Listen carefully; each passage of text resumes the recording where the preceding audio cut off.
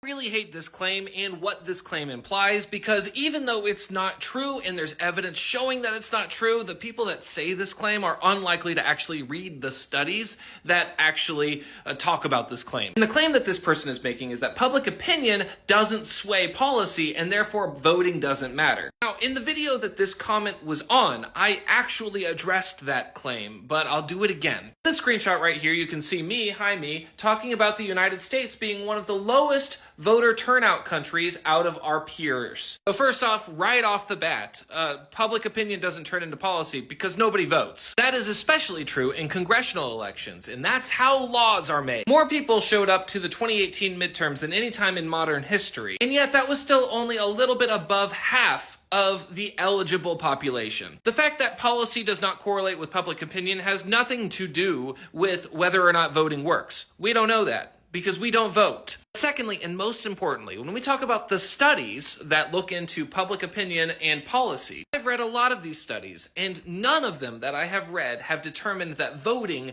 does not help. However, many of them have determined that public opinion does not necessarily sway policy, and policy is instead swayed by political funding. And those studies do show most of the time that the politicians are more likely to vote in favor of the organizations who are giving them money. But I also show in that video you can look up where your politicians are getting their money so you know who to vote for. You know what's weird? This is me talking about money going into Congress. This is me comparing that. I talk about that in the video that this person that I'm responding to actually commented on. I guess they didn't make it that far. There are many organizations. My spreadsheets use opensecrets.org. But there are lots of organizations that track where politicians are getting their money from, and it's very easy to find the people that you could be voting for and see if you agree with the money that they're getting.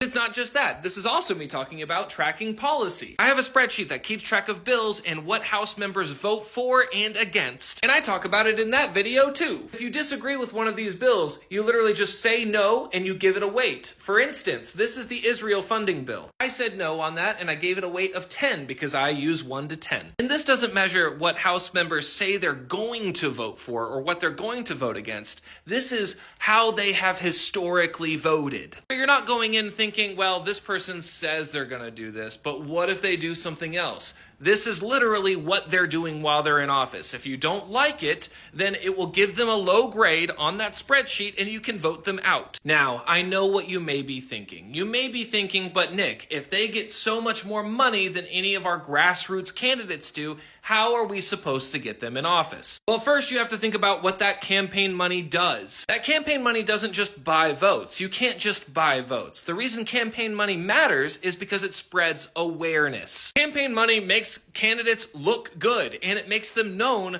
by everyone. Now, not only do we have social media, but even if we didn't have social media, if 100% of the voter population was informed, then they would know that they would need to look up candidates, see what their values are, and see what their voting history is before they voted for them. Corporate money only matters when the population is uninformed. Say it again with me. Big money in politics only matters when the population is uninformed. You can't buy votes directly. You buy attention. We have social media for that. We have Google for that. Leftists already deep down believe that they can compete with corporate money when it comes to voting. You don't realize it, but if leftists didn't believe that, I wouldn't be getting so many comments about Claudia de la Cruz and Cornel West. Now, I already have videos talking about third-party candidates for the presidency, but you can vote for third-party candidates when it comes to congressional elections. And if you're one of those people saying, oh, Claudia de la Cruz, Cornel West for president, then you also believe that your vote counts, because your spreading of awareness on social media is the only way that your vote counts for them. And again, I have several videos breaking down why third-party presidents don't work mathematically.